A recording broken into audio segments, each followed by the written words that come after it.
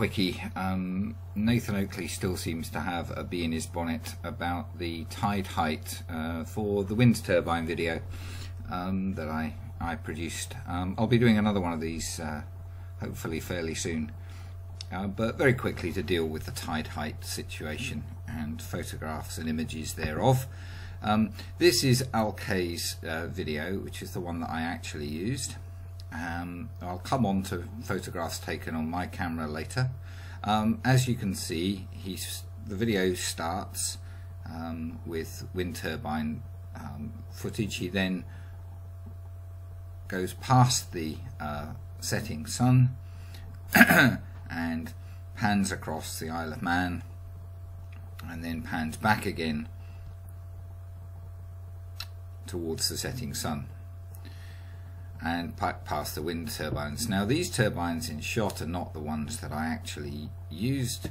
I was interested in the ones to the far left, the Ormond wind farm, and he gets to the Ormond wind farm about 3 minutes before the end of the video. The video itself is 13 minutes 55 seconds long. So we get to about 3:02, and the first of the Ormond wind turbines comes into shot. And so we know that this is 3 minutes before the end of the video is shot, and we go past the Ormond wind turbines. These are the ones that I highlighted in my video, identified each individual one and showed how the elevation, the height of the wind turbine in the video directly correlated with its distance from the camera. If we continue the video to the end, Al zooms back out and you can see the level that the water was at the time that video was shot. So we have this perfectly contemporaneous evidence of the tide height at the time the video was shot. We also know from the time of the video, which was saved at 2 minutes to 4, and high tide was at 22 minutes past 3. We know that this is around half an hour after high tide. Coming on to videos shot on my own, or photographs shot on my own camera. I have this video which I shot looking down the coast towards Bootle and Barrow down here, where I was zooming in on this piece of land here, and that forms part of another video that I've done showing how the elevation affects the amount of land you can see due to the curvature of the earth. This is shot at 50 minutes before high tide. So the tide has another 35 centimeters to rise before high tide, and this would be comparable to the height at the time the video was shot, which was just about half an hour after, or 40 minutes after the after high tide.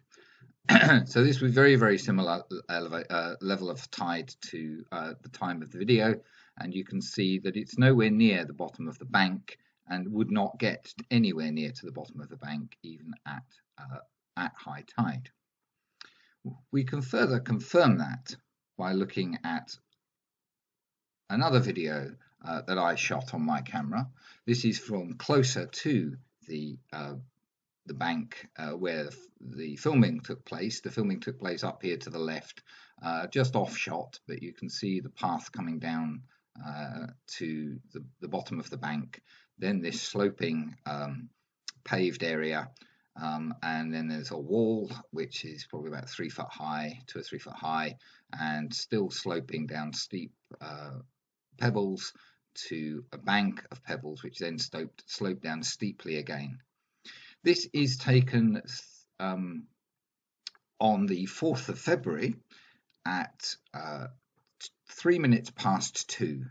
High tide was at 10 minutes past 2, so this is 7 minutes before high tide. So the tide has almost no more rising to do, maybe just a few centimeters.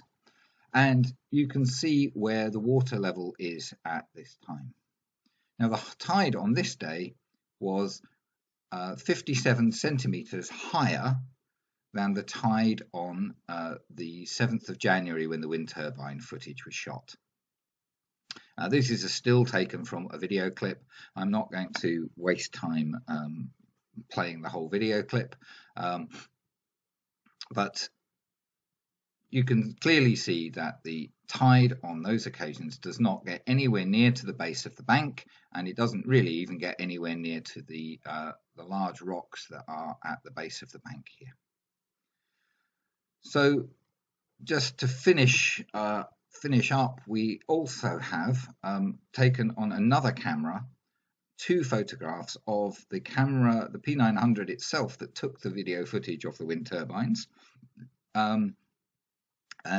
to show the location. This was taken at the time a little bit after the wind turbine footage was shot, when the camera was focused on the setting sun and the Isle of Man. And you can see where the camera was located and the height of the tripod. You can get a good feeling for that. Although there's no sort of reference, to claim the tripod is around a meter, maybe a little more above the ground is correct. And here is a shot taken at the same time in the opposite direction. Again, this is slightly later, in about half an hour, 20 minutes. Sorry, this is 4:15, so it's 20 minutes after the wind turbine video was shot, and you can see the level of the tide here. It's on its way out, and clearly showing that the tide did not get anywhere near to these rocks, and certainly nowhere near to the foot of the bank. So I hope that will address Nathan's concerns about firstly, whether what the tide height was, which seems to be the most important issue here, and secondly, whether any evidence can be found on videos that I shot myself or photographs that I took myself. And as we can see, I have photographic evidence of what the tide elevations are in that area. For my video, I used the official data for tide heights rather than using